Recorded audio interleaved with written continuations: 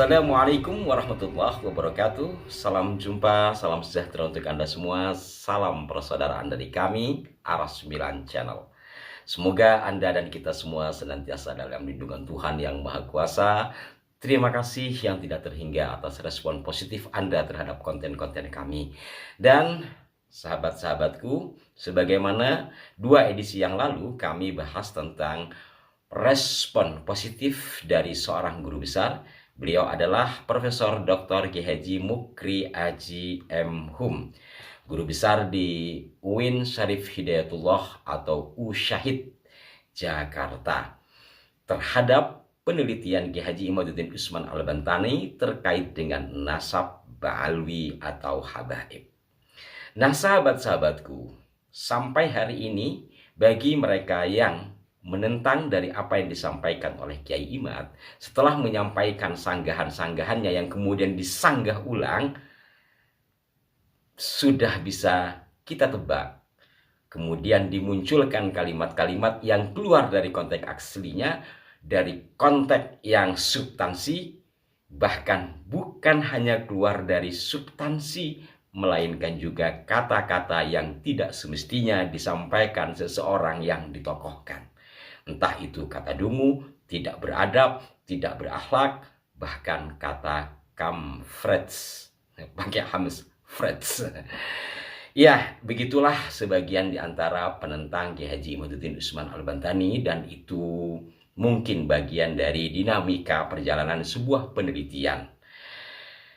Hal yang berbeda adalah yang disampaikan oleh sejumlah ahli, baik itu yang sudah disampaikan melalui video, melalui tulisan, atau yang sembunyi-sembunyi disampaikan dalam pertemuan-pertemuan. Betapa tidak sedikit tokoh-tokoh yang setuju, yang menilai apa yang dilakukan oleh Kiai Imad ini selain satu keberanian, juga kecermatan di dalam menelaah satu kitab dengan kitab yang lain, sehingga didapat satu simpulan bahwa nasab ba'alwi terputus atau tidak tersambung ke Rasulullah sesuai dengan analisis data yang ada, yang kemudian belakangan juga diperkuat dengan saintifik, yakni bukti DNA.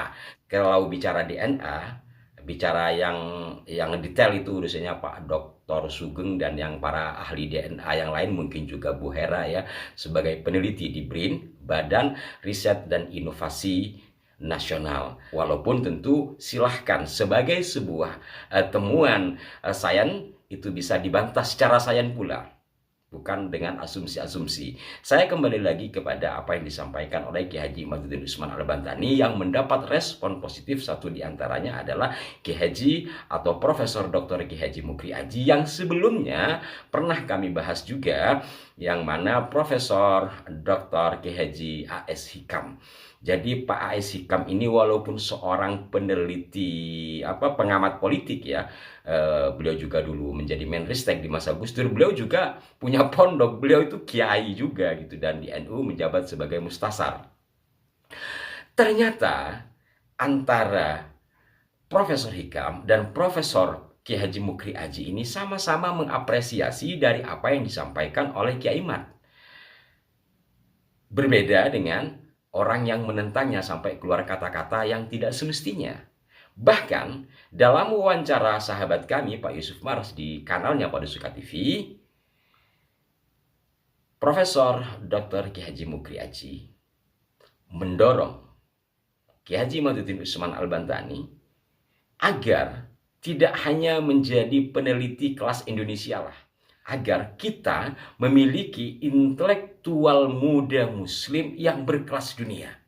Maka jangan hanya di Indonesia, kalau bisa buat karya yang kelas internasional. Maka dalam salah satu podcast dengan sahabat kami Pak Profesor Hikam, biar tidak terganggu di Indonesia, beliau menyarankan cobalah ke Turki, cobalah ke Iran atau kemana yang bisa tenang di sana untuk melakukan penelitian terkait hal ini.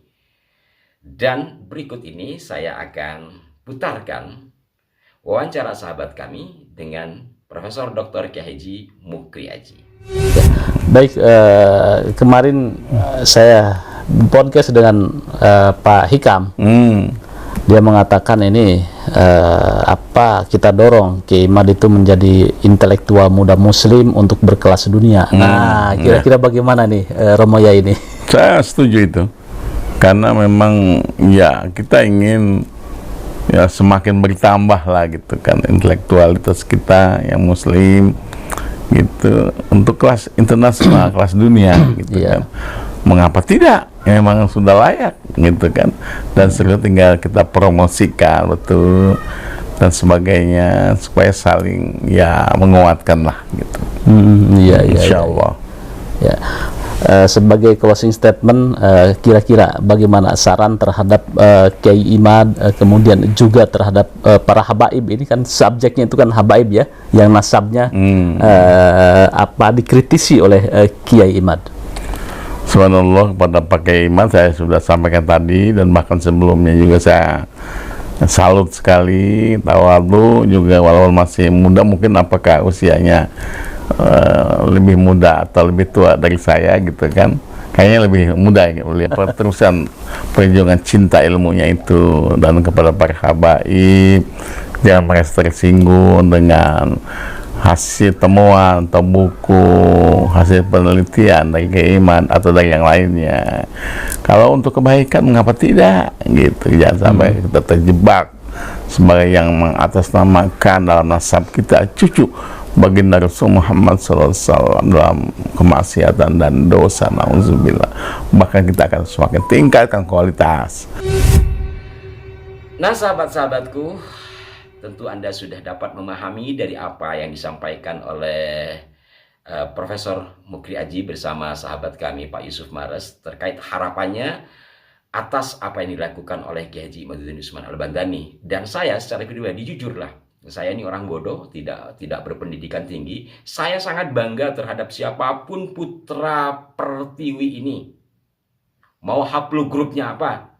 Kalau dia memiliki kemampuan-kemampuan yang bisa diterima secara internasional dan bisa mengharumkan nama negeri ini. Kita memiliki namanya jago-jago tembak di bidang olahraga, bahkan catur ya, dan hal-hal lainnya. Tapi dalam dunia kepemikiran, khususnya dalam dunia keislaman, nampaknya kita masih belum memiliki intelektual muda Muslim yang mendunia. Entah barangkali saya yang tidak tahu. Maka saya harap dan berdoa semoga apa yang diharapkan dua profesor tadi itu bisa terrealisasi terkait dengan apa yang dilakukan oleh Kiai Haji Imaduddin Usman Al-Bantani. Ini bukan kultus ya, ini bukan pujian berlebihan. Harapan sebagai anak bangsa, tentu kita akan bangga ketika Indonesia memiliki intelektual muda yang berkelas dunia. Jadi memikirkannya itu bukan hanya kelompok ini, kelompok itu, diri saya, diri kamu, tetapi rangkumnya besar. Dan siapa tahu hal itu terrealisasi, tentu tiada yang tahu. Semua atas kehendak Allah. Kalau meminjam istilah Ki Haji Mukri Aji, hidayah Allah. Kalau Banten pernah melahirkan seorang Syekh Nawawi Al-Bantani yang karyanya sampai hari ini masih ditelaah, tidak menutup kemungkinan Al-Bantani muda bisa juga mendunia. Mohon maaf jika ada kekeliruan. Salam hormat untuk semuanya. Salam hormat buat Kiai Imad. Salam hormat juga bagi para penentangnya. Mari kita berusaha mendorong sesuatu yang baik pada jalan yang lebih baik dan maslahatnya tambah meluas. Mohon maaf jika ada kekeliruan. Sampai jumpa. Wassalamualaikum warahmatullahi wabarakatuh.